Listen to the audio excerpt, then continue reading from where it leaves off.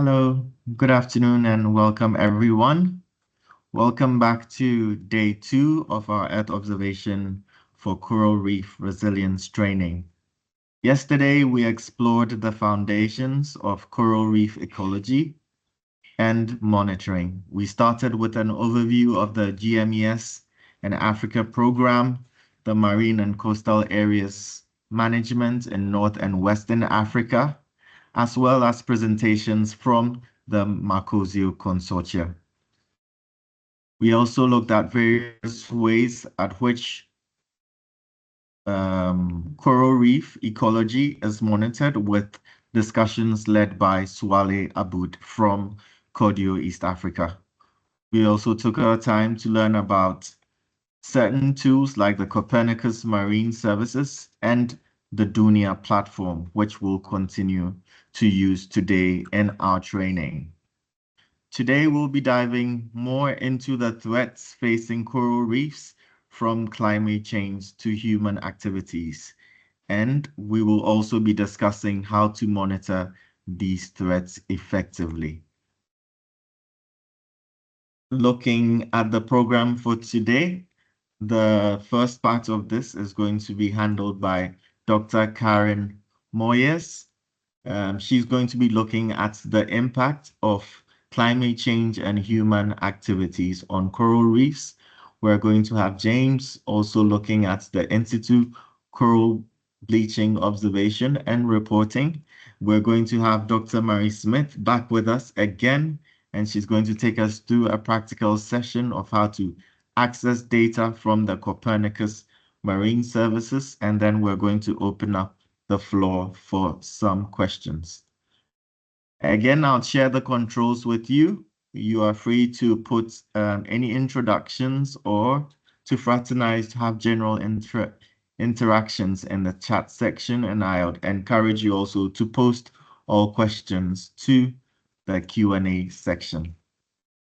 Just a little bit about our speakers for today. We have Dr. Karen Moyes.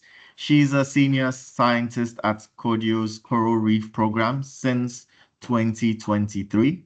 She holds a PhD in marine engineering from Liverpool John Moores University, where she developed a patent-pending technology to prevent maritime biofouling. Karen also has degrees in biochemistry and genetics from the University of Sheffield. She's passionate about combining science, policy, and community knowledge.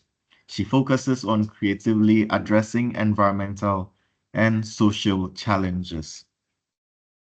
Our second speaker for today, James Mbuga. He's from Cordio, East Africa, and also a part of the Marcosio Consortium.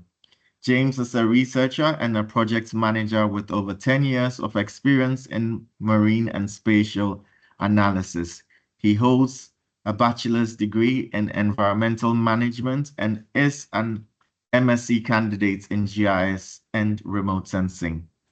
James coordinates coral bleaching projects in the Western Indian Ocean with a focused interest in coastal erosion assessments, marine spatial plans, and the technical coordination of the West Indian Ocean Coral Bleaching Alert System.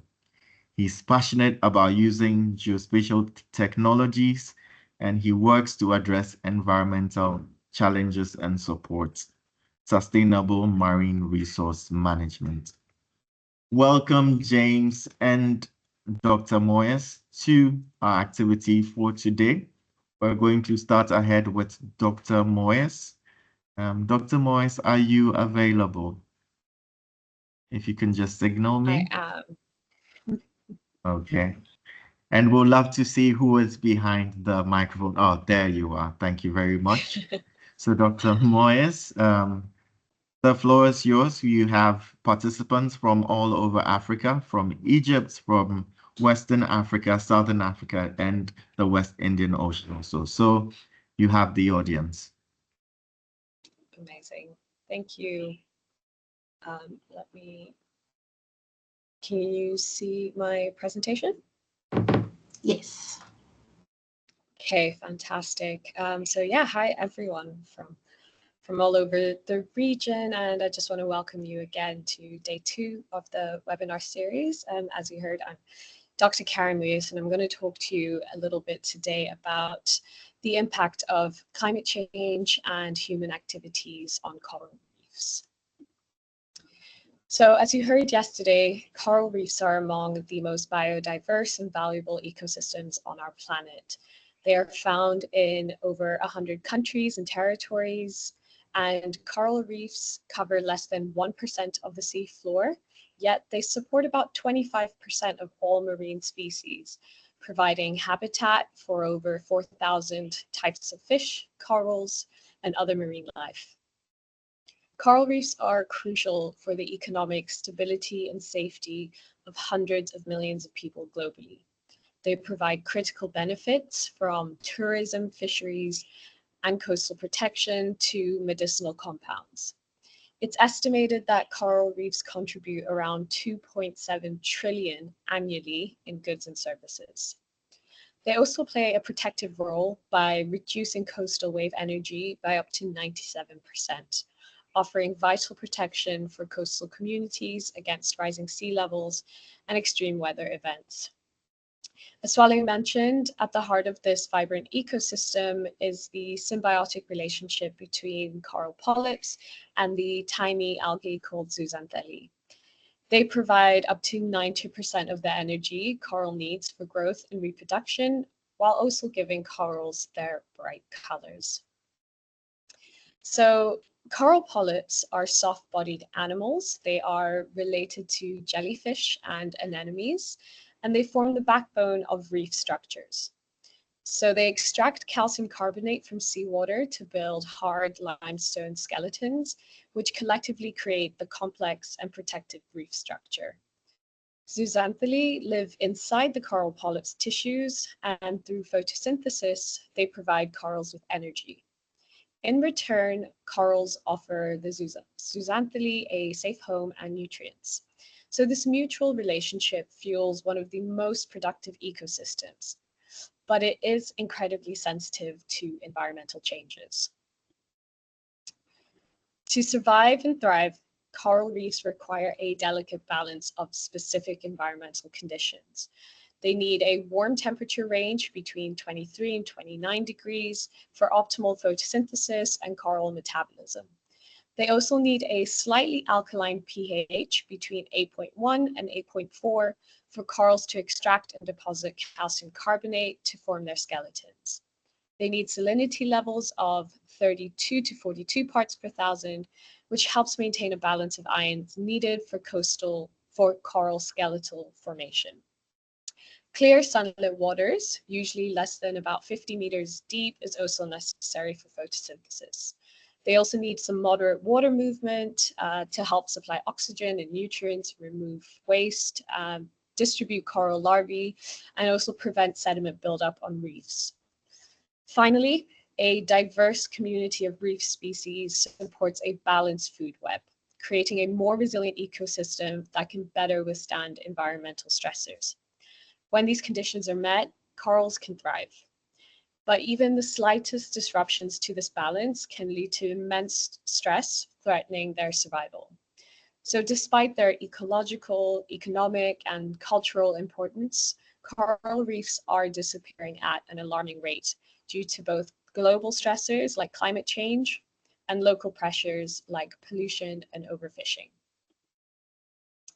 As we can see from this chart, Earth's surface temperatures have been rising steadily since the late 1800s, intensifying with the Industrial Revolution. While natural variability plays a role, human activities like burning fossil fuels, deforestation, and industrial agriculture are the primary drivers of this warming, releasing large amounts of greenhouse gases like carbon dioxide and methane, which contribute to the warming of our planet. This gives us a more detailed picture of how greenhouse effect influences different parts of our climate system. So the top two graphs on the left demonstrate that the mid-stratosphere and lower stratosphere have actually cooled as greenhouse gases trap heat in the lower atmosphere. As we see in the third graph, with the Earth's surface temperature anomaly, we see less heat reaching these upper layers. So it's this contrast, the warming near the Earth's surface and cooling in the stratosphere, that is a hallmark of human-driven climate change. The Earth's surface, temperatures have been steadily rising, and our oceans have absorbed much of this excess heat, placing enormous stress on sensitive ecosystems like coral reefs. These warming patterns, particularly in ocean temperatures, are creating unprecedented stress for coral reefs. So coral bleaching occurs when sea temperatures rise beyond the tolerance of the coral's symbiotic zooxanthellae. In a healthy state, zooxanthellae in the coral tissue can then provide the corals with energy through photosynthesis. But when ocean temperatures rise beyond a certain threshold, this relationship breaks down. The heat causes the photosynthesis process to become unstable, producing toxic byproducts. To protect itself from damage, the corals have to expel the zooxanthellae, resulting in a pale or bleached appearance. While corals can survive short-term bleaching, prolonged exposure to elevated temperatures can lead to mortality. This leaves the coral skeleton vulnerable to colonization by filamentous algae, and they can no longer support the vibrant ecosystem that depends on them. So a global mass bleaching event is defined as widespread coral bleaching occurring across all three major ocean basins, so the Atlantic, Pacific, and Indian Oceans. The first recorded event was in 1997 or 1998, driven by a strong El Nino event. Satellites helped scientists track sea surface temperature anomalies and monitor the event's global impact. This event saw extreme heat stress, causing an estimated 8% loss of the world's corals, and marked a turning point, as it was the first time that we observed coral bleaching on a global scale. The second global bleaching event occurred in 2010, again associated with an El Nino and elevated sea surface temperatures. While the area of the highest heat stress was smaller than in subsequent events, the bleaching still caused significant coral mortality. From 2014 to 2017, coral reefs experienced the longest, most severe, and most widespread bleaching event recorded to date. This third global bleaching event was driven by climate change-induced warming and back-to-back El Nino events that exposed over 70% of the world's coral reefs to bleaching level heat stress, with some reefs bleaching repeatedly over several consecutive years. In April of this year, NOAA, together with partners from the International Coral Reef Initiative, of which Cordio is a member, we confirmed the world's fourth global coral bleaching event, which was just the second in 10 years. The event began in early 2023 and continued in the Southern Hemisphere in 2024, affecting about 77% of the world's coral reefs, making it the most extensive in history. This event has been driven by record-breaking ocean temperatures fueled by intensified climate change impacts. These events underscore the vulnerability of coral reefs under accelerating climate pressures. So the Oceanic Nino Index shows how El Nino and La Nina cycles align closely with coral bleaching events. So in some of these major El Nino years, we can see that warm sea surface temperatures sustained heat stress on corals, increased bleaching risk in the same years. These El Nino periods are characterized by warmer than average sea surface temperatures. In contrast, La Nina years are characterized by cooler than average sea surface temperatures, as we see here. The El Nino Southern Oscillation, or ENSO, is a large-scale climatic cycle involving temperature fluctuations in the Pacific Ocean, coupled with changes in the overlying atmosphere. Although ENSO originates in the tropical Pacific, it impacts global climate patterns. So in October of 2022, we were in a La Nina phase, but by May 2023, a warm El Nino began developing, with elevated heat stress spreading westwards and strengthening in October. On the right, we see the progression on NOAA's Coral Reef Watch bleaching alerts as heat stress moved across the Pacific from December 2023 to early January this year. So this provided early warnings of expected bleaching in the Indian Ocean at the start of this year. The sequence highlights how enzophases and heat stress monitoring tools help us predict and prepare for bleaching events. So in this graph, we see rising carbon dioxide levels are closely linked to global temperature increases. Our oceans absorb about a quarter of all carbon dioxide emissions.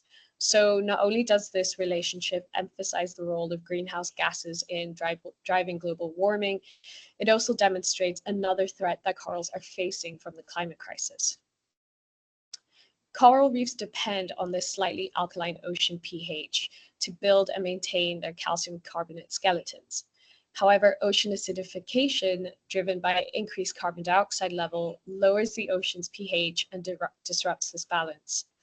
As more carbon dioxide enters the oceans, it forms a weak acid that reduces the availability of carbonate ions, a key building block corals need to create strong skeletons. With fewer carbonate ions, corals struggle to grow and maintain their structures, causing their growth rate to fall behind natural erosion, ultimately leading to a loss of reef structure over time. 2024 is on track to be the warmest year on record and the first year above the 1.5 degree threshold. This global warming puts immense pressure on coral reefs, causing bleaching and weakening structures through acidification. Together, these impacts reduce biodiversity, weaken natural coastal defenses, and disrupt marine food webs. However, global stressors are only part of the picture. Coral reefs are also increasingly impacted by local threats.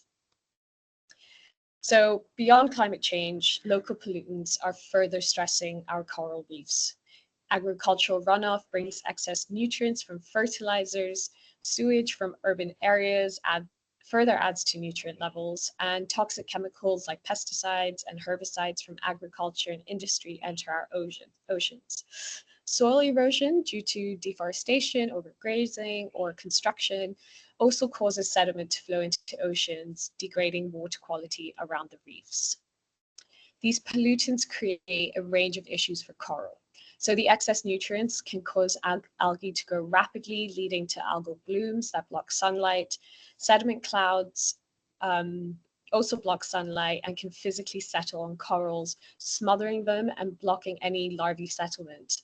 The toxic chemicals can damage the coral tissue and disrupt growth and reproduction, making corals even more vulnerable.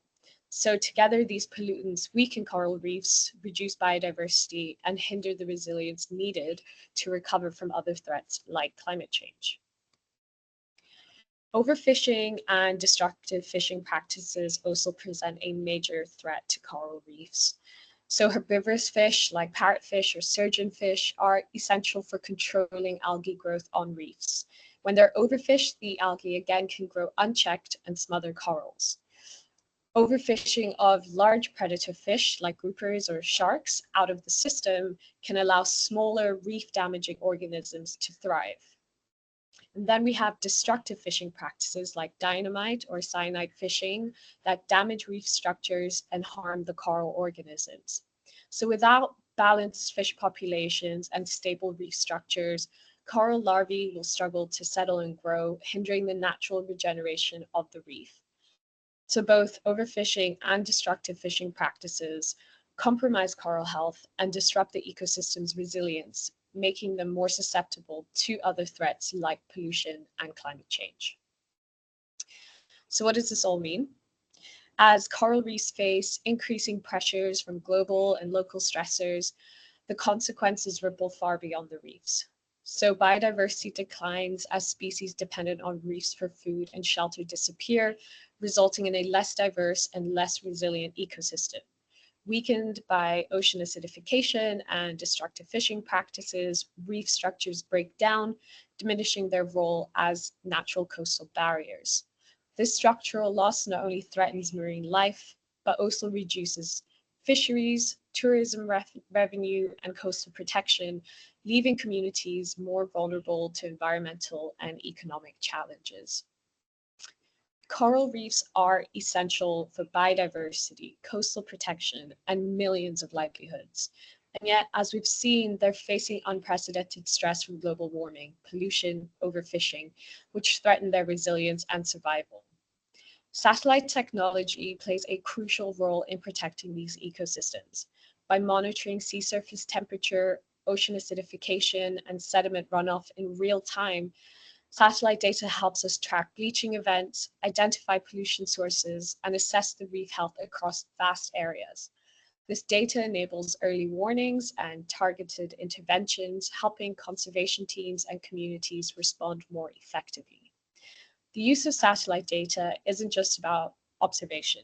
It's a vital tool in the fight to protect coral reefs. By continuing to leverage these insights, we can support policies and local actions that give coral reefs a fighting chance to survive and hopefully thrive. Thank you.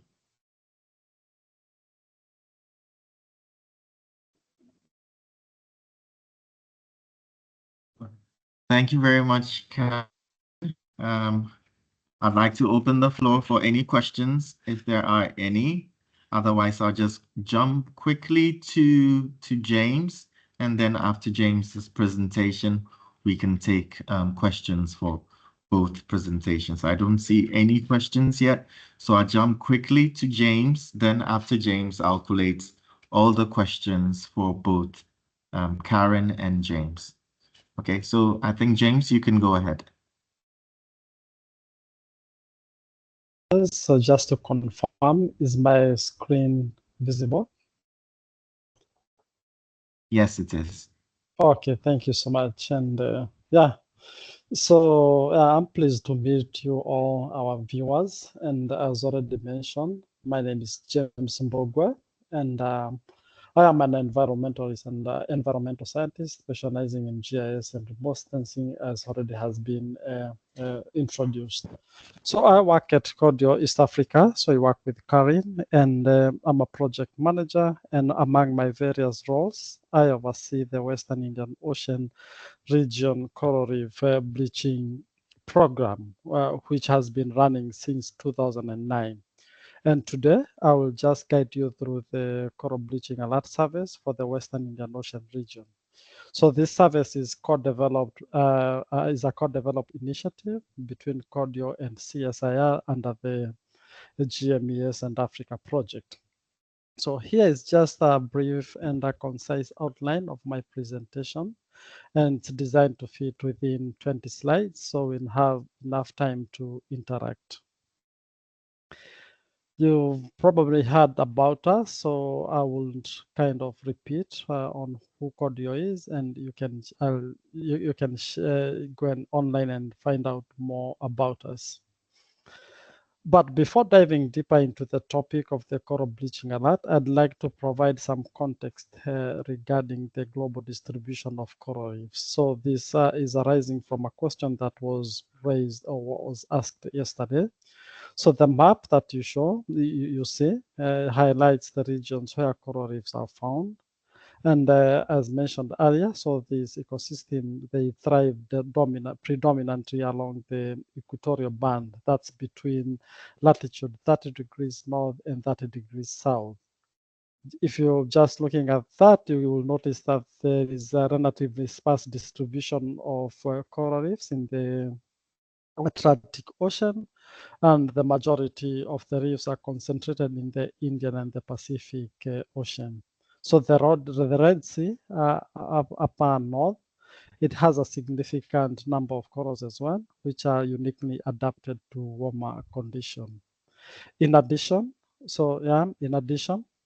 like to draw your attention to the Western Indian Ocean region, which is the area circled orange with a red highlight.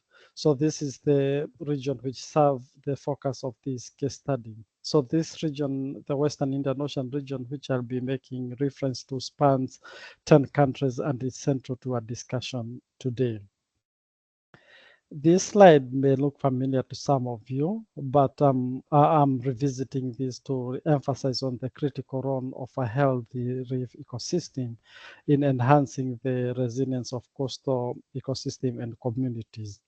At the center, I've already, maybe if you are following Karin's presentation, you will see that the flow of ecosystem services ranging from direct benefits like shoreline protection to indirect benefits that can be quantified in terms of the monetary values far right.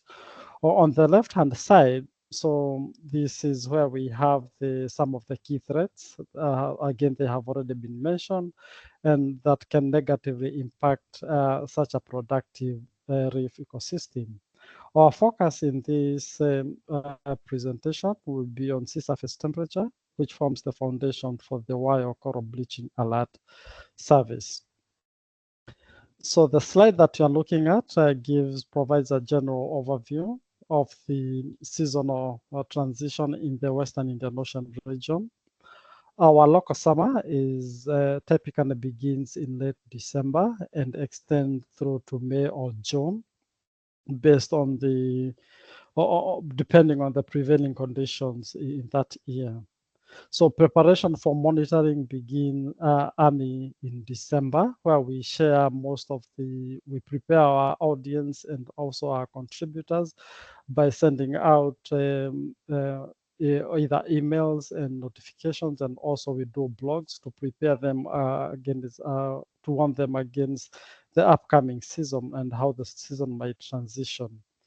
By January of each year, we already start to receive some of the reports from the field, which often in most cases they indicate no bleaching, so it's nil bleaching, but these reports are still variable records for our database.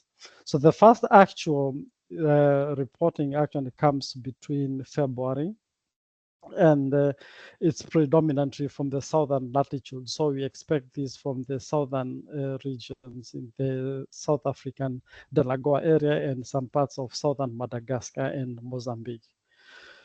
So by March, you find that this is marks the peak of our bleaching season, where temperatures are predominantly kind of the highest, and during this period, bleaching monitoring and reporting at their most, we are most actively doing the reporting and monitoring in this season. By May or June, so the season starts to shift as the sun moves overhead and the temperatures begin to cool. So this is the time when we do a lot of detailed monitoring, and also we do detailed monitoring and reporting, and we progress with this session with this process as sorry we progress in terms of the reporting throughout the period. So it's at this point where we receive a lot of information and bleaching observation from the field, and we do send this and disseminate this to our viewers and to our users on the ground.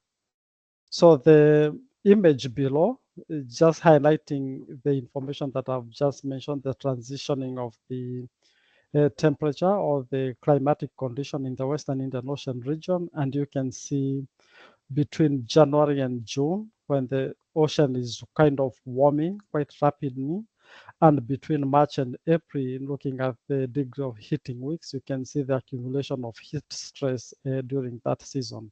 And the image, this is corresponding to this year 2024 season. Yeah, to report efficiently with this, so it was essential for us to understand the temperature regime across the Western Indian Ocean region. So when we are developing the coral bleaching alert, we conducted a cluster analysis of sea surface temperature data, which allowed us to identify 6 distinct climatic regions, each with unique temperature characteristics. So all these regions are shown on the diagram there, labeled A to B, and we adopted this for our bleaching alert and reporting framework. So the hottest region is shaded kind of reddish, and it represents the area in the Western Indian Ocean region where the temperature are always highest. The Delagoa region, which is D1 and D2, and kind of in cyan color, this is identified as the coolest region of the Western Indian Ocean region. Then we have the Kenya-Somali coast, which is relatively cooler, but it exhibits a lot of significant variability in terms of sea surface temperature regime. So this regionalization is quite critical component for our reporting process, as you will see later in this presentation. Yeah, so again, the slide that you are looking at just illustrates the conceptual framework of the coral bleaching alert service with different colors representing the various components of the system. So we have the yellow where it shows the input information. Then we have the red colors that is showing the raw data. We also have the orange color, which is not quite distinctive, but it shows the processing extent. And then we have the green that is showing the outputs. So basically the service is built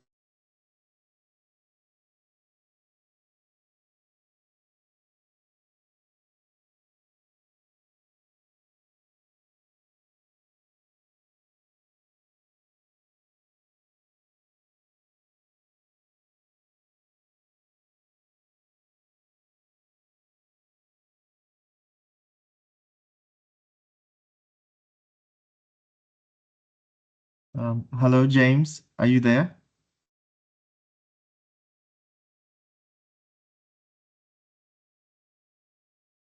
Let me check him. Ignatius. Okay.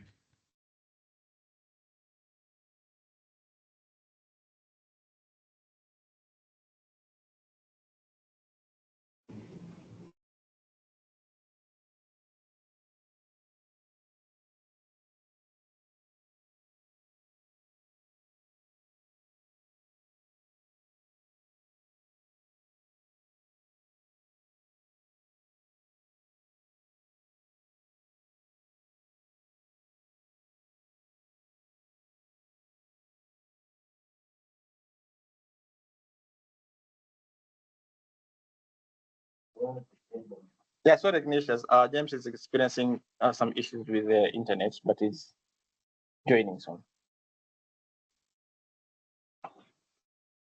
Okay. Okay. Whilst we're getting James back, I think there was a question in the chat section. So I'm just going to throw that out there. And when James gets back, we'll continue from where he left off. Probably James was going to talk or has already done that through his presentation. So the first question was, is there a coral reef distribution map for all African regions? Yeah, so sorry, Okay, Ignatius, okay, about James, that. I don't know yeah, it's where I fine. You lost can go you. ahead. I don't know where I lost the audience. James, I Yeah, think that's the very slide. you can probably just restart the slide and then go from there. Okay, so you can't see my slide still? Yes. Okay. Sorry about that.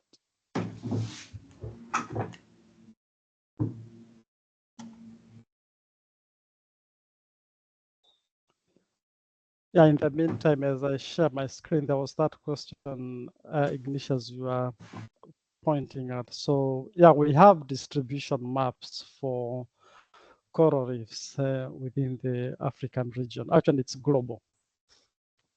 So the World Conservation and Monitoring Program, so Conservation Center is WCMC, they have a layer on that. Is my screen now visible again? Yes. Oh, Okay, thank let you. me Is just this can where I also lost you?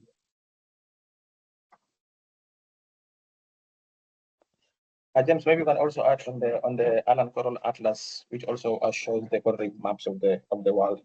Which code you are part of developing that map? Yeah, so that's also another useful case study. So yeah, we'll share the resources at the end of the presentation and maybe have more time to discuss on this. I was not sure where I lost you, but I remember this was the last slide. Did you see that? Yes, so we're on the next slide. Okay.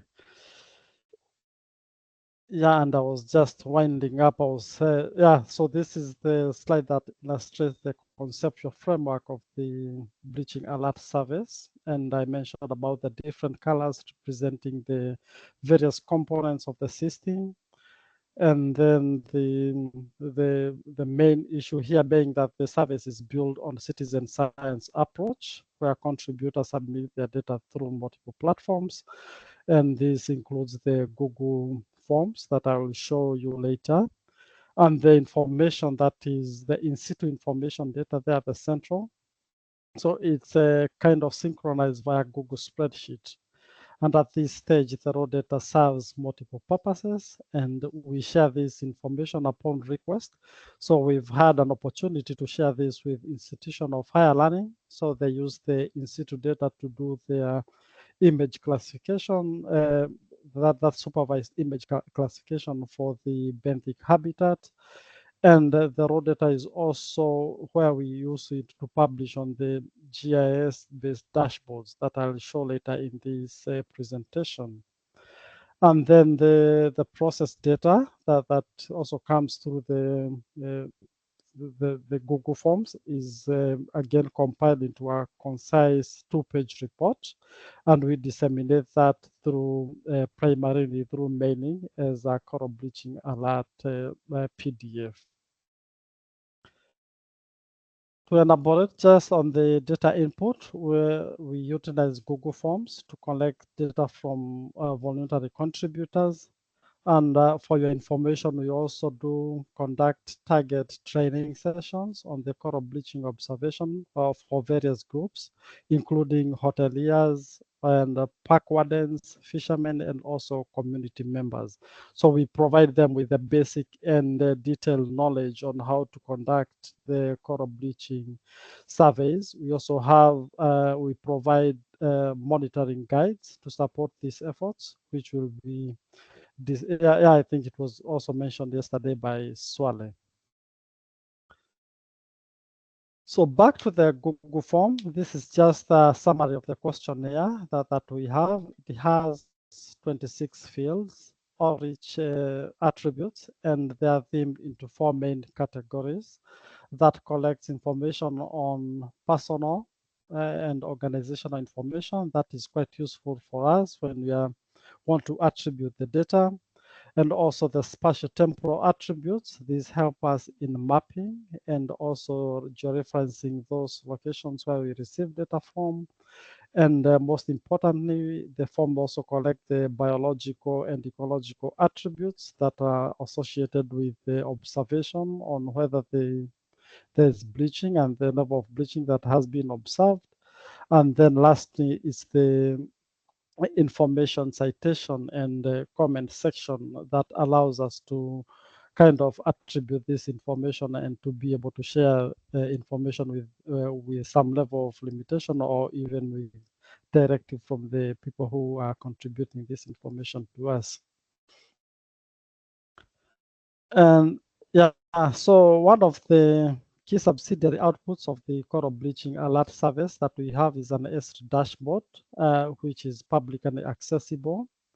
And this dashboard provides a summary of observation categorized by country and year. So from this dashboard, which is readily available online and to the public, where anyone can interact with it and kind of synthesize a report that showcases who is contributing where and where the information is coming from and the conditions on the ground at that particular time. To date, the dashboard is kind of hosting around 1,300 data points, offering valuable insight into the coral bleaching trends across the Western Indian Ocean region. So another key tool is the Earth Observation Public Viewer, which provide access to near real-time sea surface temperature-derived products from the Copernicus project program. While the other observation products are considered near real time, there is always, it has a 2-day or I think 1-day latency. meaning that if you needed to view, for instance, information or data products for today, you have to wait until Friday. But that's quite useful, and the resolution is quite fine in terms of the temporal resolution.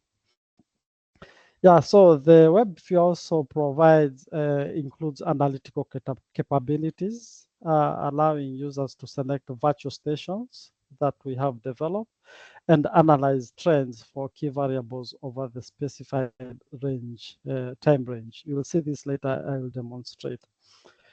And then users can also download products for any selected day directly from the web viewer. In addition, from this web service, one can navigate back to the resources, including the S3 dashboard that I have already showcased. Yeah, so this slide just illustrates the range of SST-derived products available on the Earth observation web browser that I've shown. And these products are derived from sea surface temperature as a primary input, and they provide valuable insights into the ocean condition in terms of the heat stress at any given time. So you will have an opportunity on a hands-on training session tomorrow to develop similar products yourself for your region. This is a closer look at the virtual station on the platforms, and it shows one of the virtual stations, that is Kenya Watamu Marine Park, selected as an example for trend analysis.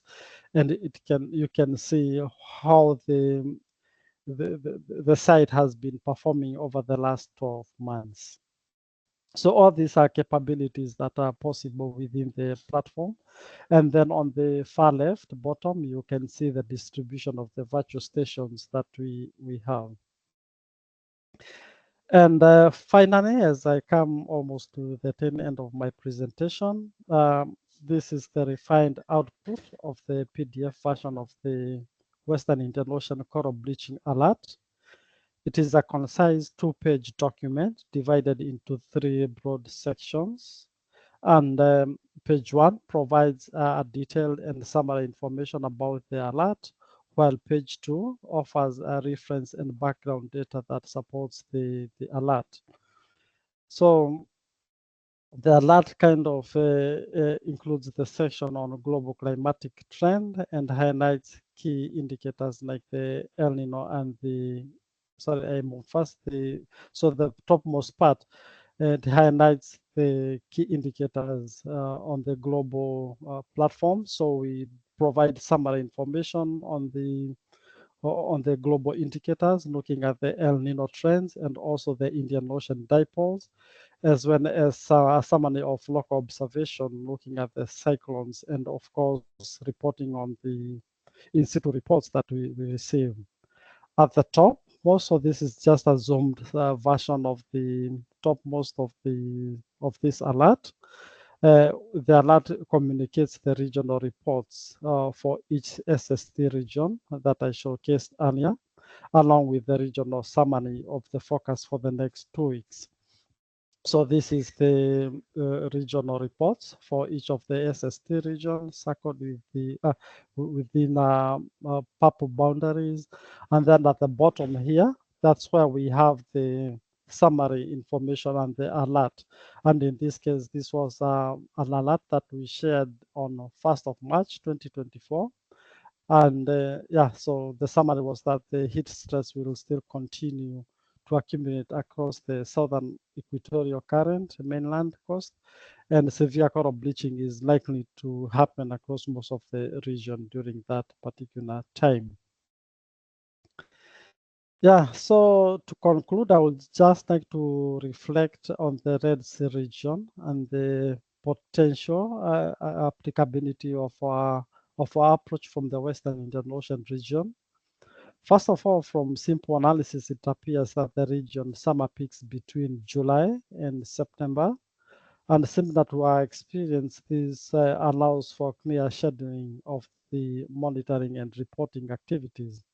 So preparation and coordination, maybe in this case, could begin in early June, followed by detailed surveys and reporting in July and August, and a post-bleaching assessment from mid to late September through October.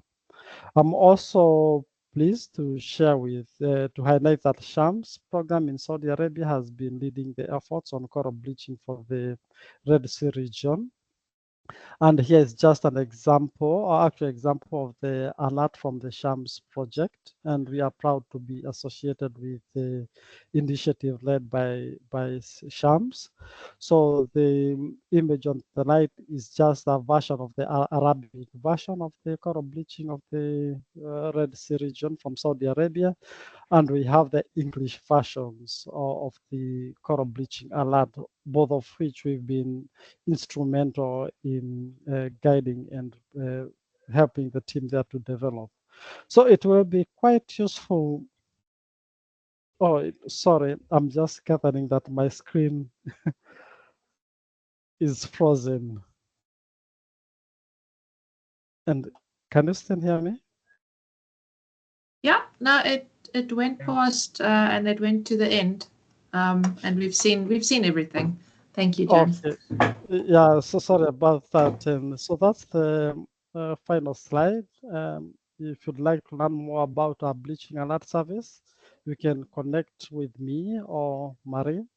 And if you still want to be connected with the Shams team, feel free to contact us. Otherwise, I conclude my presentation and I'm happy to take any question that you may have.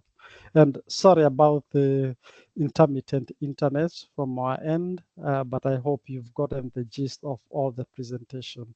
Thank you. Back to you, Ignatius. Thank you very much, James. Very insightful presentation.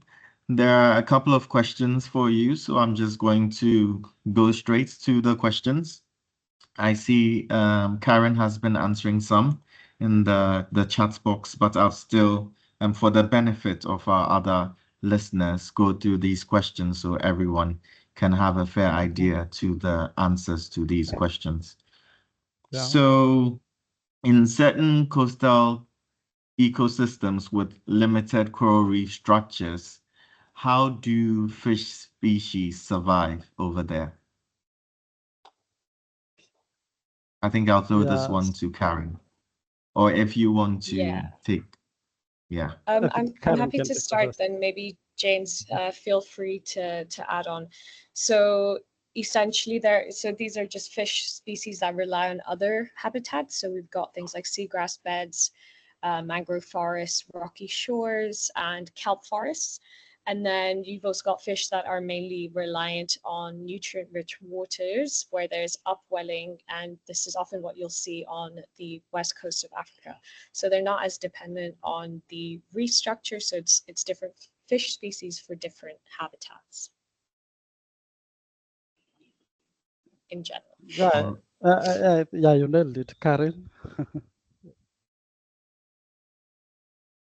James, would you want to add anything to that? I'm saying that Karen has nailed it, so I don't need to add anything on that.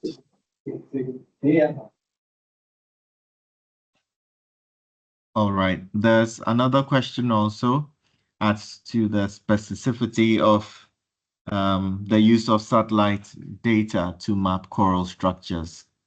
So I think, again, I'll start with Karen, and if you want to top up, James.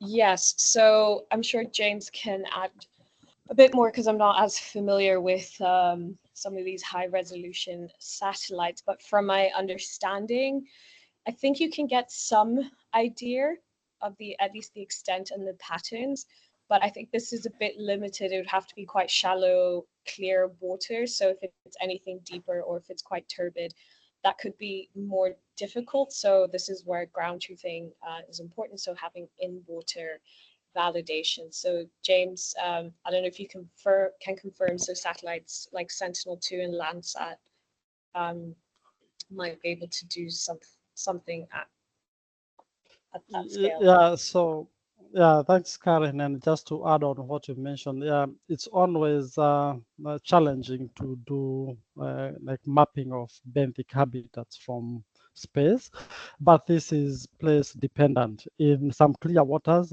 maybe in the small island states, it's quite easy to map the benthic habitat because the signals and the algorithms, it's quite easy to do that. But on the mainland countries where we have a lot of turbidity in the water, it becomes challenging, especially to differentiate between turbid water and different habitats. So at some point, you might get mixed pixels in terms of maybe if you are looking at sand and seagrass, you'll find that there could be some mixed pixel. But the beauty thing is that we already have the reef structure already mapped. And with that, you can then provide a proxy location of the reef habitats within a particular area. And once you do your high resolution, maybe classification, you can always back it up with ground truthing and validation, as already has mentioned by Karen. Okay, thank you. A specific question to Karen. How do different coral species respond to climate stresses? And are there certain species that are more resilient to climate change effects, like ocean warming and acidification? I'm going to say yes, but I'll let Swale answer, as he's been doing all of our post-bleaching assessments and has a very good idea on what kind of species, if you're looking for specific names, that have done better historically. Okay, thanks, Karen. So maybe to respond to that. So generally for the corals, because it consists of two things, the coral itself and also the zooanthropy, which means that the potential resistant or sensitive, it depends on both of them. But based on a different research that have been done and also on the monitoring that we have conducted, we found some of the genera which the kind of thermal resistance to a certain limit, specifically the slow-growing corals such as Aporites massive, which they show to be kind of resistant to thermal, but at certain limit. As an example, for the 2024 bleaching, we also saw those resistant coral to be bleached. So it means the temperature was very high that they could not be able to resist. While the sensitive corals also include most of the fast-growing corals, including the genus of Acropora, Cocelopora, which they're branching coral, they're growing very fast, which they are found we found them to be sensitive to bleaching, specifically the genus of Ceratopora and Stylopora. You'll find them bleaching very fast in the early changes of temperature availability. You'll start to see them bleaching. So there is different genus which there is resistant to thermal stress, while there are others which they are not. And then on the certification aspect, okay, I'm not familiar much of it, but I'm assuming because all the corals, they depend on the calcium carbonate, and the effect of acidification is directly on this compound of calcium carbonate. So which means they affect both the formation of the corals through their sexual reproduction. Okay, thank you, Swale. The next question, what are some of the successful examples of mitigation efforts that have reduced the impact of human activities such as tourism or coastal development on coral reefs?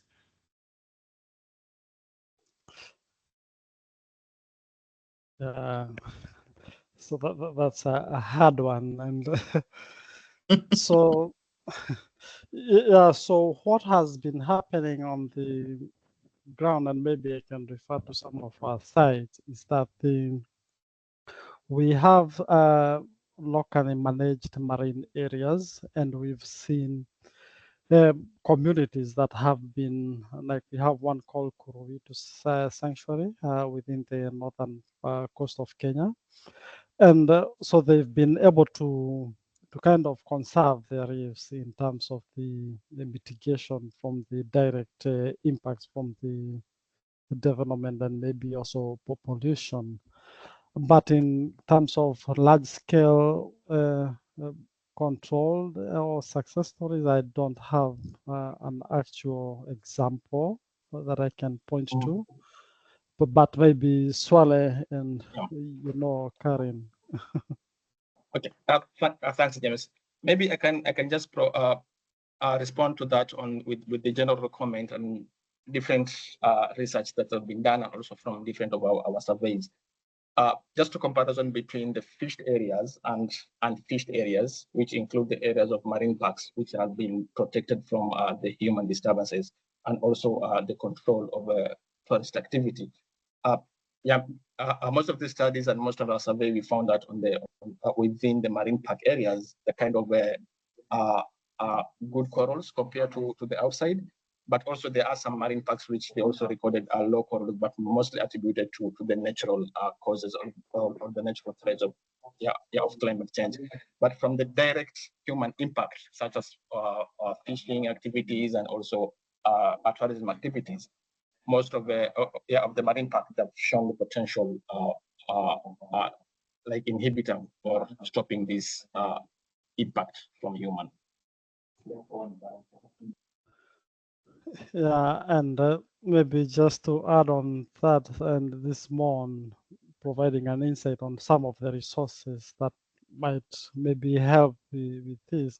So there is the Reefs at Risk Revisited 2011 publication, and it provides some of the threats and the impacts of corals from different sources, either from local fishing or from global threats.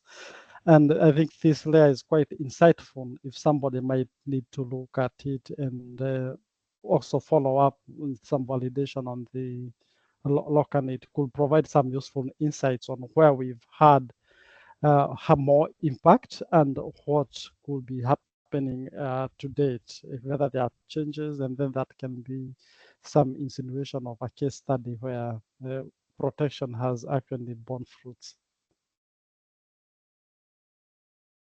Okay.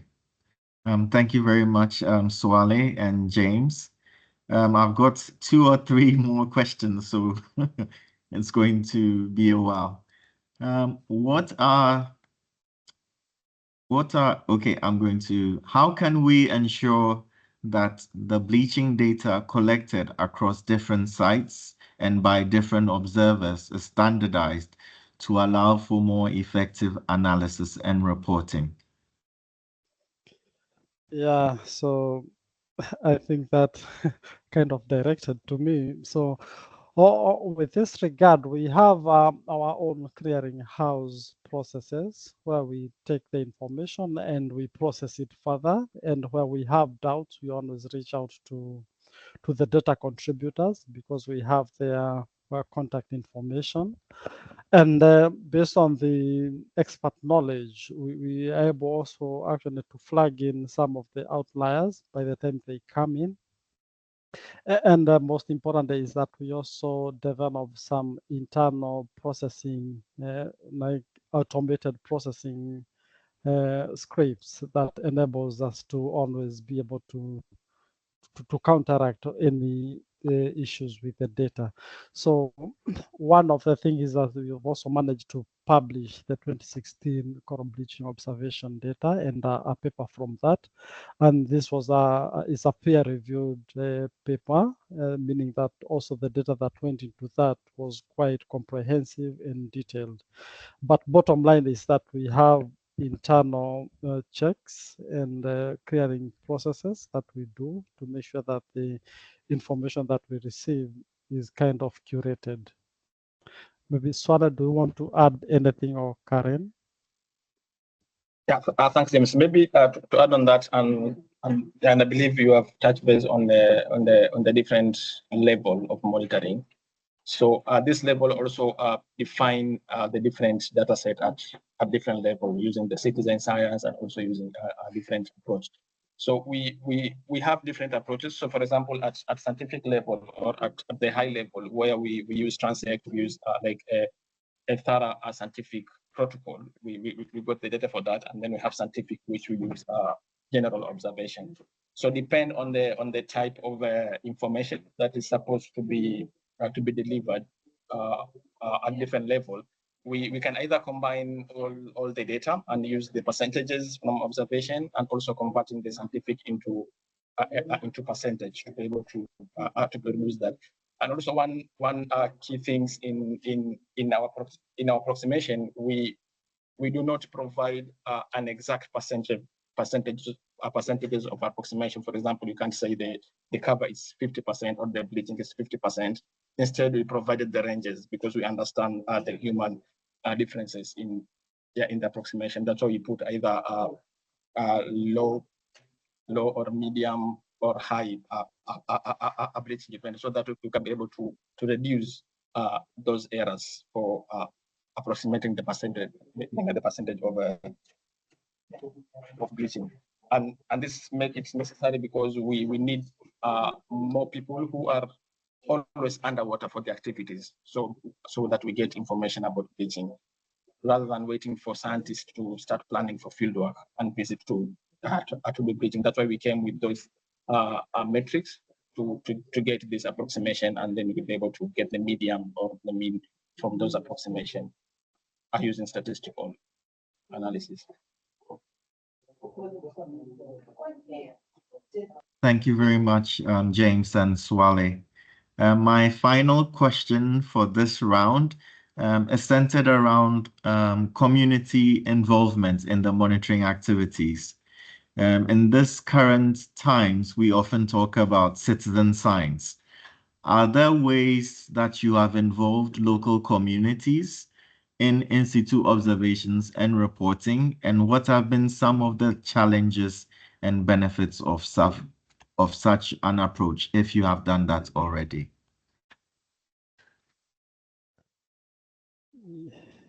Yeah, so first to respond to that is that, yes, we do appreciate and we've involved the community. And if you relate back to my presentation where I mentioned that the coral bleaching observation, the alert service that we run at Cordio is basically premised on the citizen science approach. And these are people who kind of they contribute to this process willingly.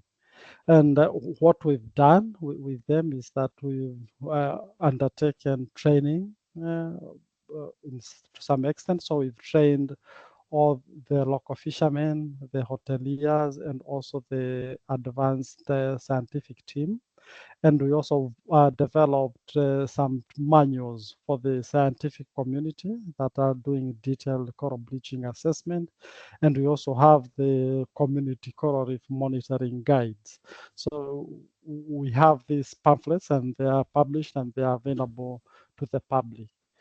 So yeah, so that's the extent as to which we've involved them, but Swale has also been involved in the direct training of this community. Maybe he can also mention something around that. Thanks, James. So I think you have covered most of the thing of doing and also the guidelines. So maybe on my part, I can only add that the community that we are dealing with, that not just with the general community, but the fisheries community, which are mostly in water, and they know the name of fish. They also know some of the name of the benthic, the corals, but using either their local name. So it makes it easy because they already understand the identification of these species at the general level. Just to say, I mean at the common names. And so we build from what they know already now into kind of a basic scientific understanding. And it took us years to train them. And now we have kind of the train of the trainer within the community, which they are able to provide training to the other community members. And it had worked well at that level. And like I say, it's going into successful path, and we are currently doing another study to kind of test the reliability of this community data from those long-term training we have conducted them, so that we will be able to assess how reliable can this community data be used for for decision making and any management interventions and recommendations. All right, thank you very much, Swale and James. We're going to move on to our next presenter now. I think we've had enough time for questions. Should more arise, I would bring them up to you. But for now, we're going to move to our next presenter. We've already had an introduction to the Copernicus Marine Service yesterday, but she's going to continue with it today. So Dr. Marie Smith is a senior researcher in the Coastal Systems and Earth Observation Research Group at the CSIR based in Cape Town, South Africa. She has been specializing in marine remote sensing for over 15 years. And if you know her like I do, maybe you'd refer to her as the Ocean Chick. And if you've ever used UNESCO Bilco before, she might probably be a familiar name to you. Her main areas of interest are harnessing satellite Earth observation data for coastal marine applications such as harmful algal bloom detection, aquaculture, fisheries, and water quality decision support. In the GMES in Africa Marcosio project, she leads the aquaculture support service and is involved in the development of the coastal ecosystems and coral bleaching monitoring services, as well as Earth observation training and capacity building in Africa. Dr. Marie Smith, are you still there? Hello, yes, I am. Thank you for the kind introduction. I've forgotten about my Bilco days, so that was quite a funny one to hear again. Right, so let's jump right into the Copernicus Marine Services again. So yesterday I gave you a little bit of an overview, and today we're going to go a little bit deeper into the products that are available on the service. Okay, so just as a reminder, the data can be accessed through a single access point, which is marine.copernicus.eu. This is the main website, and this is where you can reach all of the services and tools that's available on the Copernicus Marine Services. There are over 280 products available on the service. You can access them in a common format like NetCDF. It's all open and free. And if you do want to reach the service, all you have to do is press the Ocean Products button on the web page as you start. Okay, just a bit of a reminder about what the data are that are provided. They are grouped into 3 different families called the blue and the green and the white ocean. If we look a bit closer at this, the blue ocean represents all of the physical state environmental variables. So this ranges from things like salinity, temperature, waves, wind, sea surface height, and sea surface velocity. The products are available between 2 and 25 kilometers spatial resolution.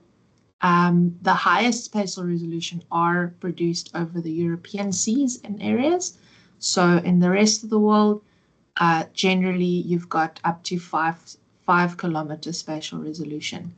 The products are also available on various scales depending on which product you choose. So these can range from hourly, mostly on a daily scale, but they are also aggregated into monthly or just a mean product. In terms of the model products, you can get forecasts up to 10 days ahead of time. And you also have near real-time data, but then also up to 30 years into the past. And these products are also generally updated on a daily basis. In terms of the blue ocean, you have modeled satellite and in situ data available. When we move on to the green ocean, these data products represent the biological and the geochemical state of the ocean. So for instance, it covers things like chlorophyll A concentration, nutrients, the optics like the turbidity and the reflectance. You also have information on zooplankton, nutrients, oxygen and pH. So in terms of the spatial resolution, these products are available from 100 meters up to 25 kilometers spatial resolution.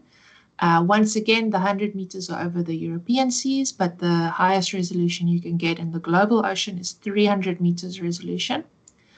The data products are also available hourly, daily, monthly, and general means. The 10-day forecast also applies for the models. Once again, you can get it's updated daily, and you can get them up to 30 years in the past. You also have modeled satellite and in situ data available for these for this data family. And then the last one, which is not necessarily applicable to coral bleaching, but you have the white ocean, so that's also 2 to 25 kilometer. These are most only model and satellite data. And once again, the spatial scale, the 10-day forecast, all into the 30 years into the past, and the daily updates also apply. And these are things like the snow albedo, sea ice thickness, sea ice concentration, and sea ice velocity. In terms of the data sources that are provided on the Copernicus Marine Services, these can come from either satellites, from in situ observation, or from models.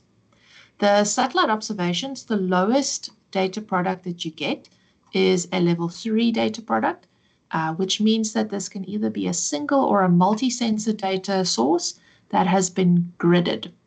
So basically what this means is you can still have gaps in the data caused either by there not being any data collected by any satellite over that area, or if there has been any clouds over that area. So level 3 data are nicely gridded. It's usually the highest spatial resolution data that's available on the Copernicus Marine Service, but you can still have data gaps due to clouds. The other product that is potentially more useful for coral bleaching applications is the level 4 product. And this means that it has been spatially and or temporally interpolated and gap-filled to produce either a daily or a weekly or a monthly composite. And this means that there are no data gaps in these products. They are not usually provided at the very highest spatial resolution, but the kind of gap filling makes them very useful for trend analysis and for long. On the in situ observation side, these are normally in situ data collected from different platforms or networks. So they normally come from things like research vessels, Argo floats, or surface moorings or tidal gauges. And then we also have model data that are provided. And these are numerical models that assimilate the in situ and the satellite data products, and then run a 3-dimensional representation of the ocean to produce the outputs.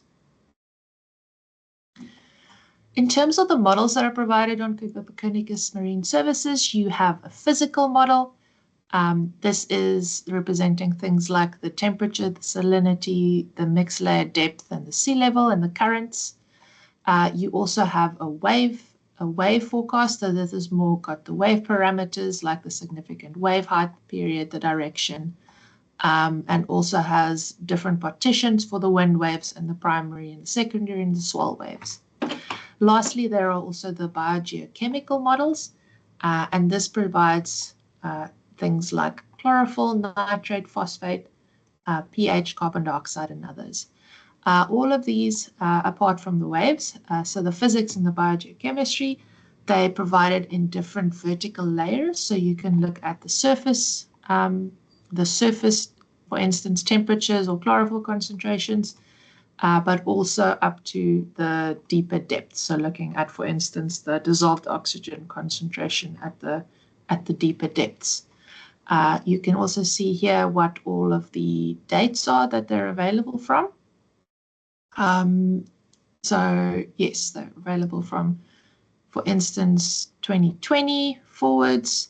And generally the model data are very useful because they've got the 10-day forecast. So if it's a product that works for your area, it's very useful to have a 10-day forecast into the future as well.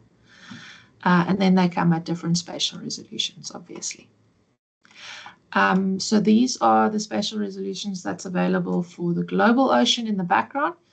For European seas and Arctic regions, these products start at a spatial resolution of 2 kilometers, so a higher spatial resolution.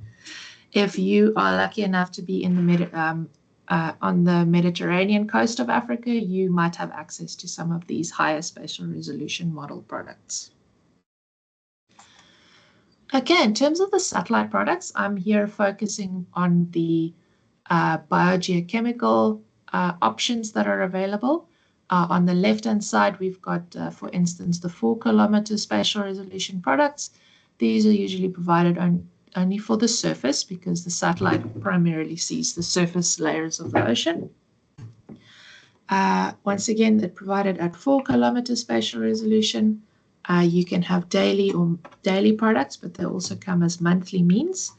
And for instance, the biogeochemical satellite observations focus on variables such as chlorophyll, primary productivity, phytoplankton sizes.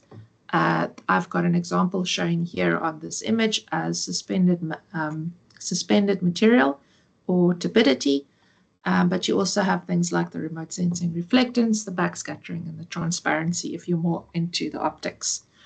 The products are available from 1997 up until the present, and these products are generally provided from different sensors, so there's multiple sensors that have been aggregated together. One of the nicest products or the highest spatial resolution products you can find on the Copernicus Marine Services is the 300-meter resolution products derived from Sentinel-3 Algae. And this is provided for a 200-kilometer spatial band around all coastal areas of the globe. So if you live in South America or Africa, you can get 300-meter resolution chlorophyll data and remote sensing reflectance data. This has a fairly limited time range on the Copernicus Marine Services. Currently, it goes back to 25 April 2023 until present. So usually it takes them a day or two to collate all the data and to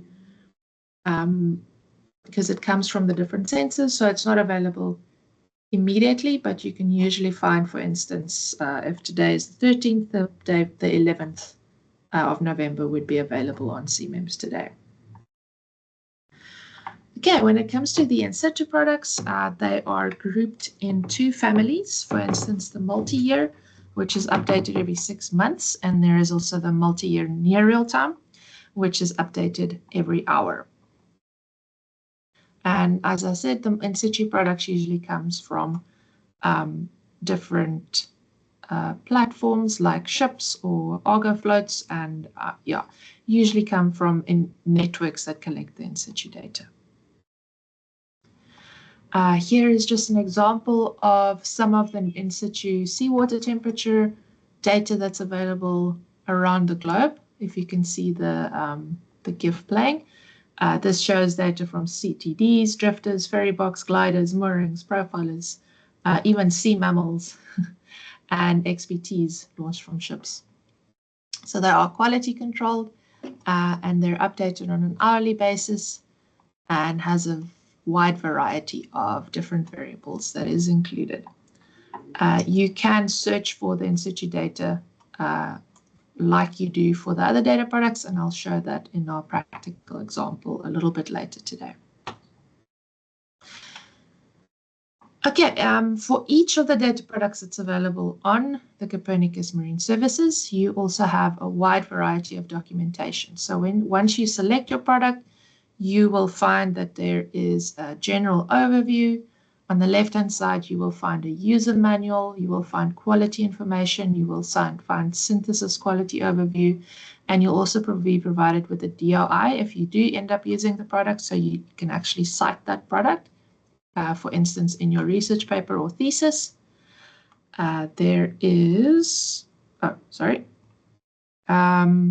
can also reach the My Ocean Pro from the product. So basically, if you click on this image on the right-hand side of the globe, then that product will open in an interactive exploring environment. And I'll also show that just now.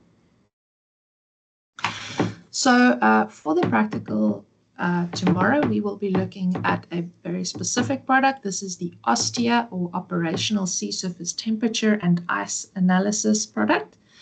It is a foundation sea surface temperature product, which means it is free of any diurnal variability.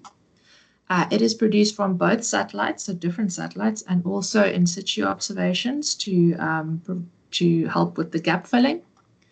And it's gridded to a 0.05 degree, which is about 5 to 6 kilometers spatial resolution. As I mentioned, it's a level 4 product, so it is interpolated in space and time, which makes it gap-free and very nice to use. The near real-time product is available from 2007 onwards, and these products are available as either daily or monthly composites. So if you do go to the CMIMS website, you will see that there are 2 OSTEA products available, and this applies for many of the products. There would potentially be 2 of each of them. So there is a near real-time product, which is a more recent product. So this one, for instance, shows from 2007 onwards. And then there's also a reprocessed product, which has the older data in it. So the reprocessed OSTEA data goes back to 1981 up to 2022. So if you want to use anything more recent than that, then you make use of the near real-time data product. So each of the products has their own data set or product ID, and this is this SST_global_SST. So each product has a unique identifier that you can use to download the products. For instance, when we're going to be doing that in an interactive way from the Python environment tomorrow. So just before we go to the actual website, I'm just going to walk you through the steps that we're going to follow. If you want to find this specific product, you can go to the main website. You then just click on the Ocean Products button. That will take you to the main Copernicus Marine Data Store page. And you will see all of the products appearing on the right-hand side. So this, as I said, is over 280 products. To narrow your search down, there are various options on the left-hand side that you can use. You can use time ranges. You can use the universe, like the blue, green, or white ocean. You can select a specific variable, which there's many to choose from. You can also choose whether you want it to be a satellite, an instantaneous, or a forecast product. But the easiest way to find the OSTEA product is literally just to use the free text search. So you just type OSTEA in the free text box, and that will narrow your search down to 4 products. The one we are going to choose is the first one. So it is the OSTEA product, and it also has the near real time in the little product identifier in gray at the bottom. So that's the one we're going to be using. Once you click on that, it'll take you to the information overview page. And here, if you actually want to download it, you can use the download button. So that is a little down arrow pointing to a rectangle or a drive. There is a data access on the left-hand side and also on the top right-hand side. If you press on any of these, you will have the option to download the data. Please do remember to actually download the data. You will have to sign up for an account. We can go through those steps again, but it's fairly straightforward from the main page. Okay, so once you want to download, you'll be taken to the subsetting page where you can select a variety of things. Some of the products have a wide variety of variables inside them. So in this case, you have the option to have things like a land sea ice mask, sea ice area fraction. You can have the analysis error, but we specifically only want the sea surface foundation temperature, and this is provided in Kelvin. So you can just select which variable you want. You can also all of these products come default as the entire globe. So to narrow down and use less data, you can narrow down your area to your region of interest, either by inputting the coordinates yourself, or you can click on the draw on map, and then you can actually draw your area of interest yourself over wherever you'd like it to be. All our examples focus on the Red Sea. So you put in your area of interest there and it'll show on the map. You can also select the different dates. This one shows for the specific product the date range that you have available to you. So in this case, we can go as far back as the 1st of January 2007. You will find that if you select the widest date range and the widest geographical range, that the data set can be quite big. And it always shows you the file size that's you want to download on the top right-hand side. So for instance, here we're just looking to download about a month's worth of data over the Red Sea, and that's only about 23 megabytes. But if you want to download 20 years worth of the global data of the Austria product, you might find that that gets like really, really big.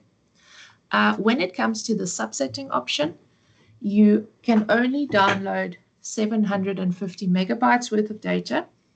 Generally, that is actually quite a lot.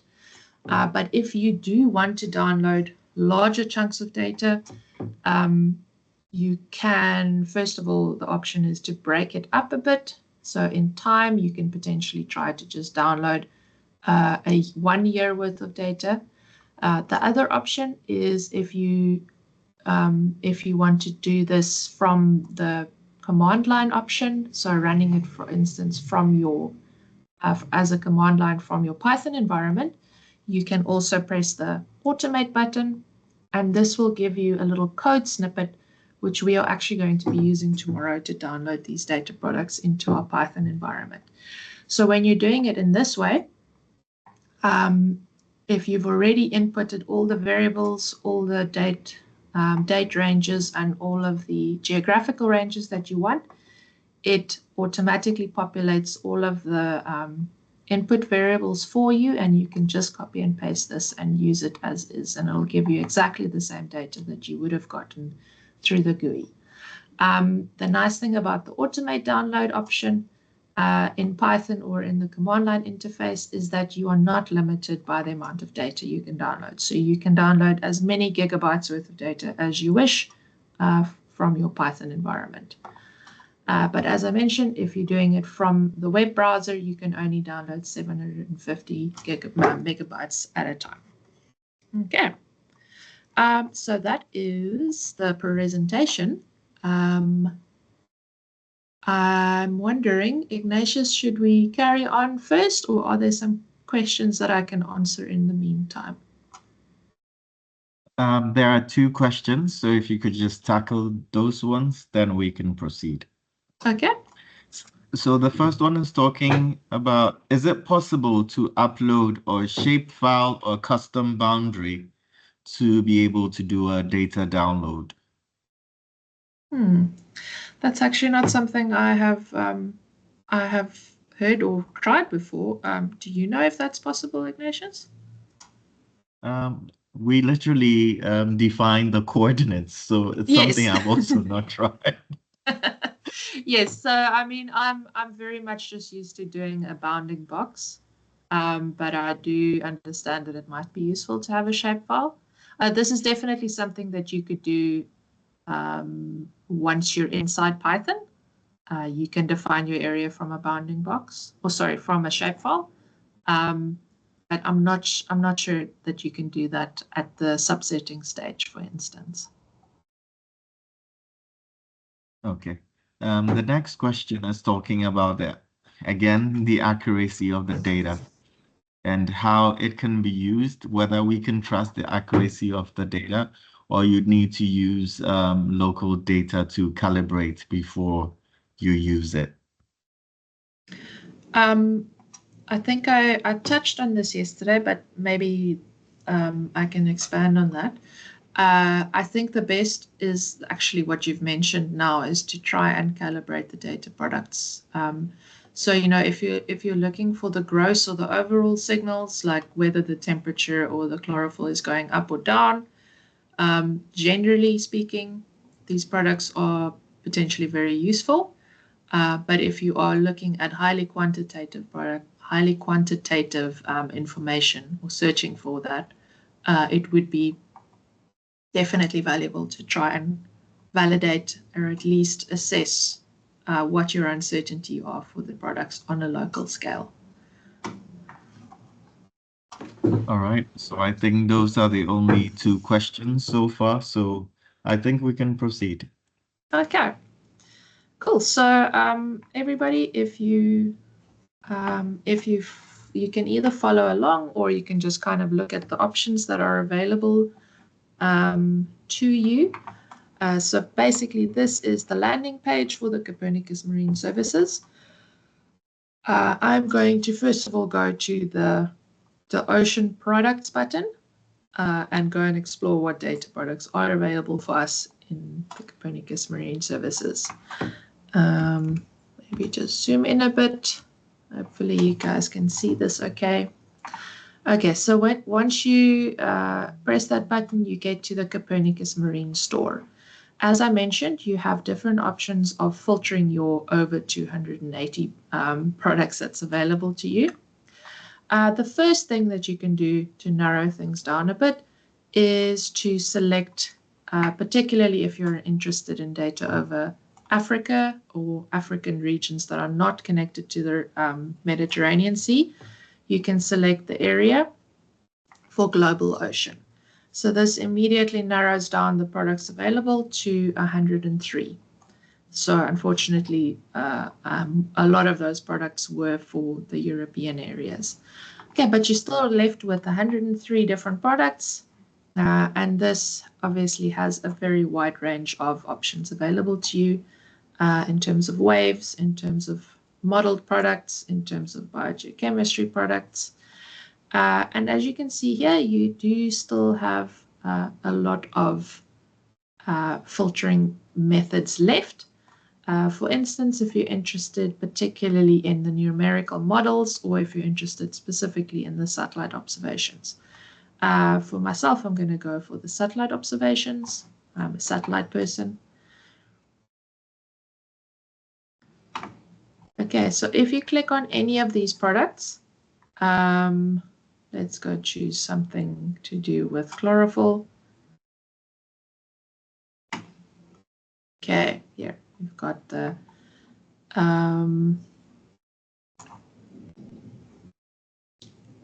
glob color.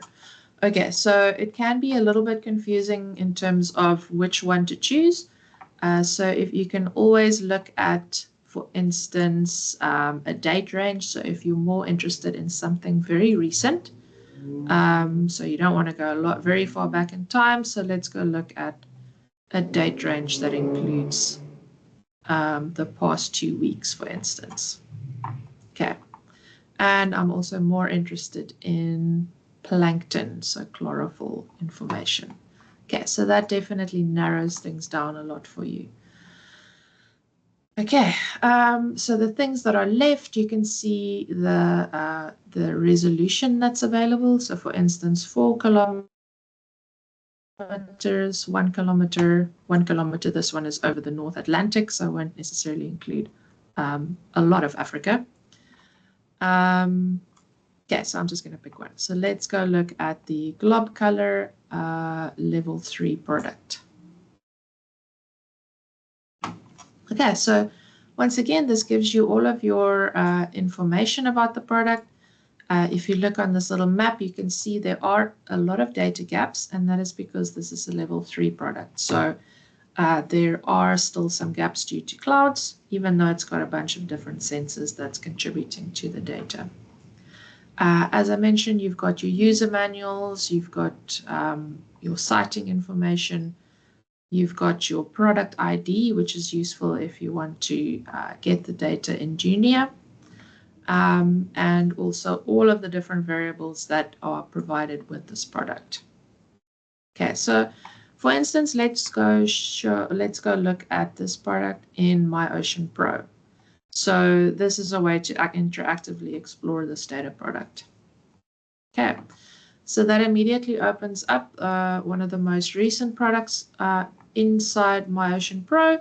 And here you can actually go and zoom into different areas. Okay, you'll also see it interactively scales once you zoom in a bit. So it was quite pixelated, but now I've zoomed in and now there's a little bit more information available. On the left-hand side here, you've got your scaling. You've got all the different information. So if you click on the info button on the left, you'll go back to providing all of the information. You can also click on the little gear, and that will open up a bunch of different options for if you want to change the color map, for instance, to something, yeah, whatever else. I quite like this one for chlorophyll, but you can change it to anything, and you can also scale the color bar. So currently it's in a log scale, which is useful for chlorophyll, but you can take it out of a log scale. Then you can really see the areas where there's high biomass. But if you want it to be on a log scale, which is generally how chlorophyll is displayed, that option is available. And then you can either decide to use the auto scale button, so it'll scale to whatever is currently in view if you press the auto button, or you can manually scale.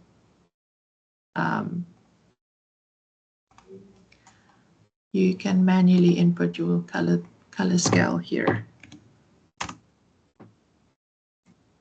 Oh, that's right. Yeah, so this is just a chlorophyll, but this is just a chlorophyll product. Some other options that you do have, which is quite nice, is to be able to click anywhere and get a graphical representation. So here we can also expand it slightly. So this shows you the graph in time. So the entire data set of this satellite variable that is available. So it goes back, and you can also zoom in on a specific time.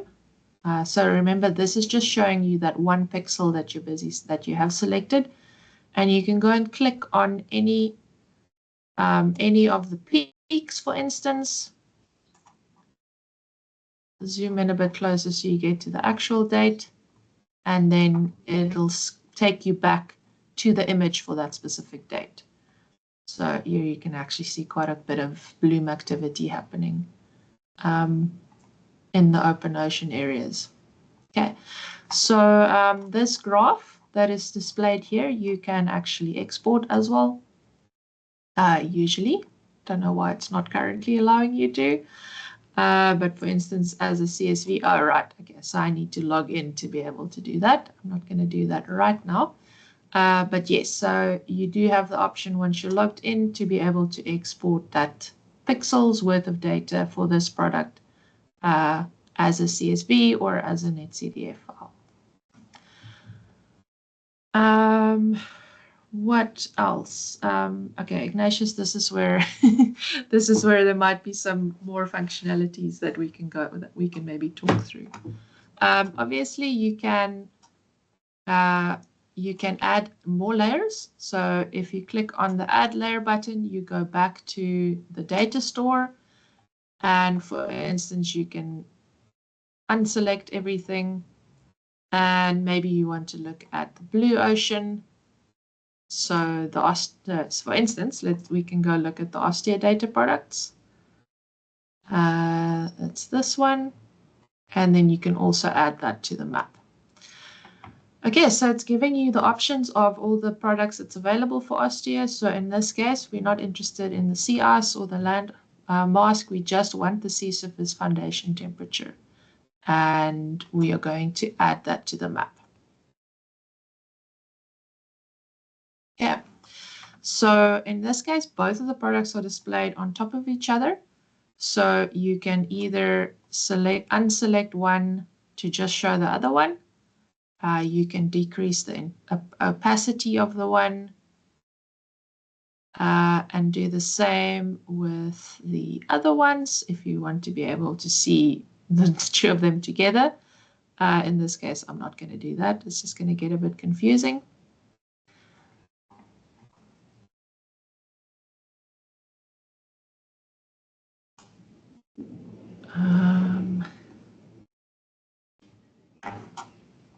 Just waiting for the processing to catch up with me.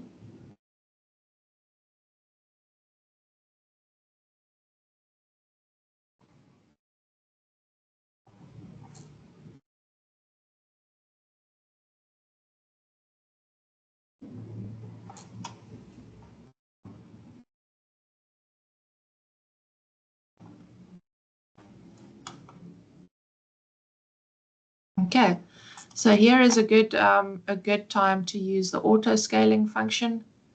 So just pressing the auto, and then it automatically goes and scales the temperatures just for your Red Sea region, for instance. You can also go to a much cooler area, like for instance the west coast of South Africa.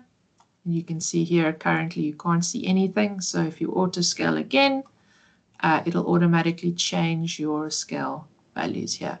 So the temperature provided here is in Kelvin. So once we do import it into Python tomorrow, we will be just converting it to degrees Celsius to be able to work with that going forward. And similarly, if you want to look on a global scale, you can also scale it to auto scale it to the global scale. So for instance, when James was showing the global map of corals earlier, it was interesting to see most of the corals were appearing on the east coast of the continents, because generally you will find, if you look, for instance, on the west coast of the continents, the temperatures are generally a lot lower due to the upwelling that happens in those areas compared to, for instance, the other side of the globe. So it's not that it's that much higher, that much lower. But for instance,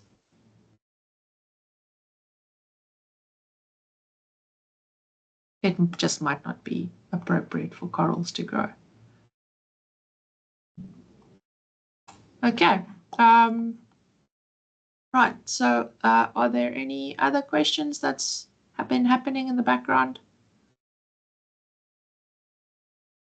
No, not yet. I haven't received any questions so far. I'm guessing everyone has been experimenting and trying to display sample products using the MyOcean Pro viewer whilst we're making the demo. So if you have, please let us know what products you were able to visualize in the MyOcean Pro viewer. Just drop it in the chat. So we know that it's working for you and you're not having any issues with it. I see there's some questions in the normal chat. So in terms of the bathymetry data, as far as I remember, there was some bathymetry. But okay, it's not in the free search, but it's definitely in the modeled products. I think you have your Blue Ocean. I think you're using that as a filter, so it's not going to bring out any other results. Okay. Just wanted to see if it's just randomly. I did see it earlier, but there is a fairly coarse resolution bathymetry model that is bathymetry layer that is included as well.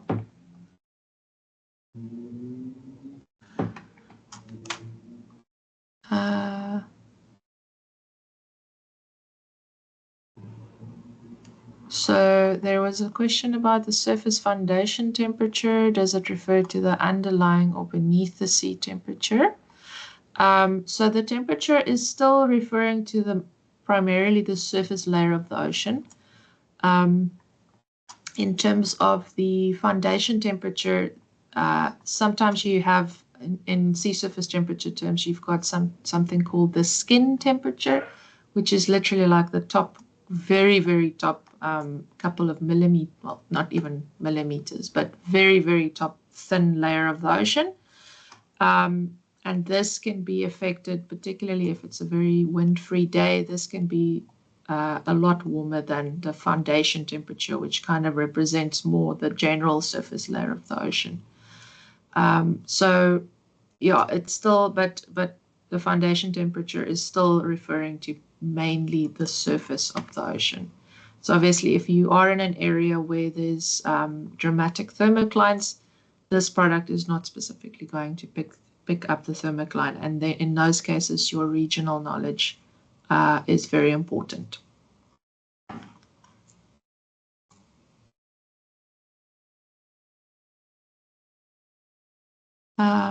Were there any other specific questions for related to Copernicus Marine Services? Otherwise, we once again will be using the data products tomorrow in the practical. So you'll get more experience working with the sea surface temperature data. In case anyone else has questions and is not able to get access to the chat or the Q&A, I'd encourage you to just raise a hand and I'm going to enable your microphone and then you'll be able to speak it out before we do the wrap-up session for today. So if you have any questions or any comments, just raise a hand and I'm going to enable your microphone and then you can put your question across.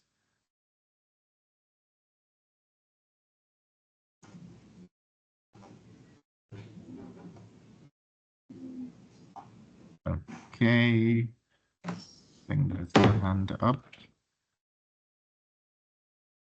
Okay, Urias, I just enabled your microphone so you can unmute and then ask your question.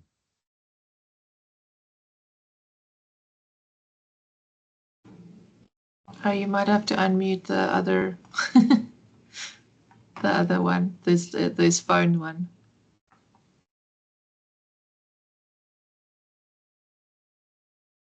I just see the one with his hand up. I don't see any Okay, other. I'll unmute Okay, the other one. are you There you are you go. hearing me now? Oh, there he is. Yes. Yes. Okay, my question has to do with the sea surface temperature. We do measure sea surface temperature, but is that temperature a representation of the temperature at depth, which will impact the growth of coral? Because we say that change in sea surface temperature could affect coral development. So sea surface temperature is a direct representation of what is at depth for the coral development. So from a satellite perspective, it is not representing exactly where the corals are. No, it does represent the surface layer. Perhaps we can ask our coral ecologists that are in the room, because they have been using sea surface temperature data together with the coral bleaching monitoring and everything. So maybe James or Karen, how do you guys kind of work with the fact that you just see the sea surface temperature, whereas sometimes it could be potentially slightly cooler down where the corals actually are? Have you guys experienced this?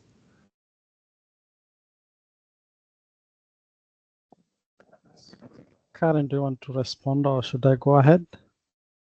I'm happy to start. So yeah, so the sea surface temperature, I believe, is only maybe the first couple of meters. We do have some corals at that height, so we will often see deeper corals will have less of a bleaching impact. So that's why it's always important that we're able to get into the water to have a look. But the other thing that we're really looking at is also the degree heating weeks.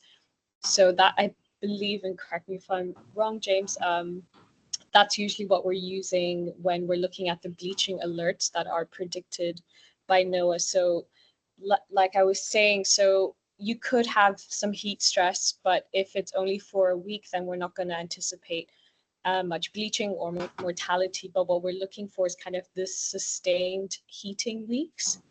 And based on how long we see or predict the heating to occur, that's when we're likely to then see the bleaching.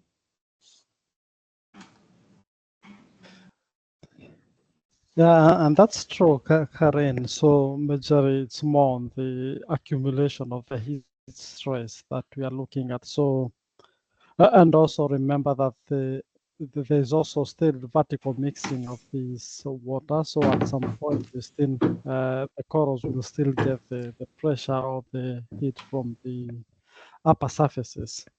But the main thing is that the accumulation of this heat stress over a prolonged period is what we are more concerned, and this is more on what we look at in terms of the bleaching. Yeah, I don't know whether that answers the question. So it means that we infer the temperature from the surface to that of the depth, because I haven't gotten a direct answer to that, because Dr. Karen said that coral most often will probably form at 50-meter depth. So looking at the water column and the variation at temperature, so if temperature is a major factor, then we probably should have some maybe, or have you been able in some of your research to actually detect depth of where coral structure are, or where the reef structure are, and correlated with that of the surface? I know they're actually going to be different. So Okay. Yeah, so just to first clarify, we get corals at very, very shallow depths, so that's why you can go snorkeling over certain reefs, but the 50 is like I think about the maximum depth, but we're often will have corals at much shallower waters being impacted. So what we're usually looking at, as I was saying, is looking at the heating stress. So we have our sea surface temperature data, and we're able to look at predictions of how long the heat stress will occur, and that's how we get these bleaching alerts from NOAA. So we started off with alert level 1 and 2, which I believe was 4-degree heating weeks or higher, and then alert level 2 was 8 weeks.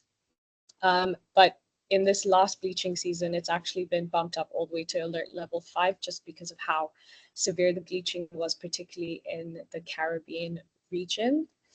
But the data we have, so this is what we're kind of using to predict the bleaching that's coming, and we'll couple that with coral reef monitoring, so in situ monitoring of the bleaching. And often a lot of organizations will have temperature probes by their reefs. So in Kenya, for example, there's a coral reef restoration, so they've got temperature probes so that they can track what the actual temperature is where their restoration sites are occurring. So we're using all this information to both predict and then monitor the bleaching as it progresses.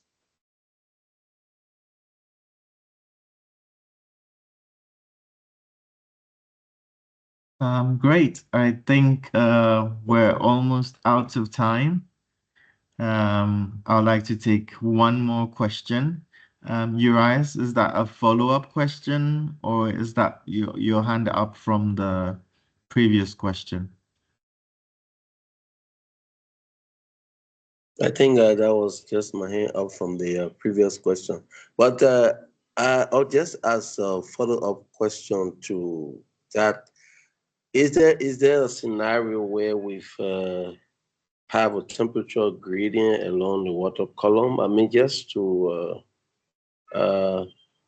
Is there a sort of temperature gradient from the surface to the water balloon where we've done our research? Is there anything of such being done to Yeah. see what's the difference in the water column temperature? And then you talk about coral behavior. I know. So is it that the coral organism behave more like the pelagic or maybe this moving organism that follow the wave of the water? That's how similarly the coral will behave, and those that are much more closer to the surface of the ocean are mostly affected by the change in the ocean surface temperature. Thank you.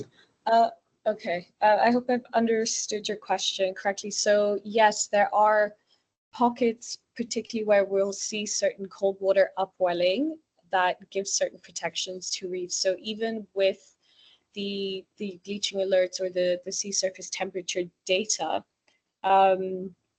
we don't always see uniform bleaching across globally or across certain regions because there'll be different measures or different conditions of those reefs that will create some form of protection. So often this will be some cold water upwelling that will allow for the temperature around those corals to do better.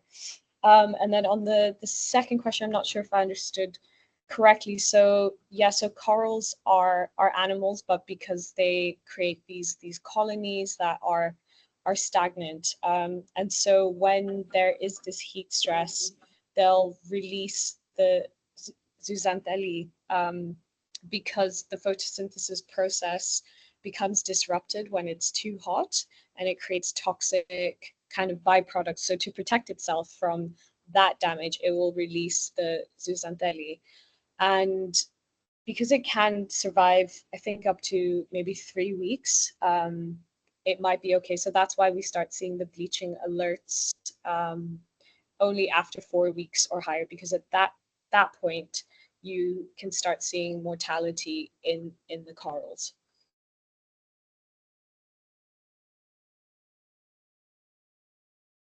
Okay, just to add on to it, I think there was a functionality that Dr. Mary Smith forgot to add, but depending on the data that you're looking at, especially some of the level 4 data sets like the Global Ocean Physics Analysis and Forecast product, you are also able to look at the temperature profile over depth. So it's not just the sea surface temperature that you're looking at, but you're able to see a temperature profile over a particular depth. And you are able to plot this profile also for a particular point or an area, depending on the polygon that you select. So you can do that in the map view. I think I'll just quickly share my screen so you can see that. Based on what I just plotted, you're able to have the mean temperature at that point, the lowest and then the highest temperature, as well as the profile over time, and then the temperature along the different depth gradients also. And you have a plot of the various temperatures also as you go down within that particular area. You can equally do that also with the button from the side by moving downwards into the ocean at that particular depth. The display over here should also change. The profile should change to give you the temperature profile at that particular depth. It's taking a while for it to change in display on the map, but usually once you adjust this particular slider over here, um, the map of the temperature over here should also change. So thank you very much, everyone, for joining us today. I'd like to thank all the presenters for today, starting with Dr. Karen Muyes, Dr. Mary Smith, James, and Swale, who joined us again today. Would like to say a very big thank you to all of you for taking time off your busy schedules to give us this information. Also to the participants, we will be having the last day of this webinar series tomorrow, and it's going to be very practical. We hope that you'll be able to follow along with everything that is done tomorrow. In case your questions haven't been answered, you can always send an email if you have any follow-up questions on what you want. I'd like to say a very big thank you to all of you once again. Tomorrow, we're going to be looking at mainly Python applications using Jupyter Notebooks in Dunia in the sandbox. So I look forward to seeing all of you tomorrow. You can join using the same link again. I do realize that some of you were having some difficulties joining us today, but hopefully we won't face those challenges tomorrow. So have a good day to all of you, and thank you for your time. Bye-bye. Thank you. Thanks, everyone. Thanks.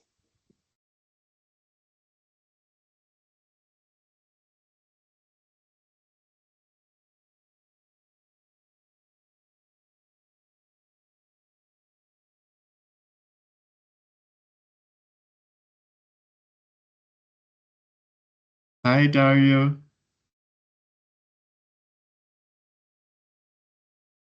We didn't get a picture today. We'll take another one tomorrow. Okay, thank you.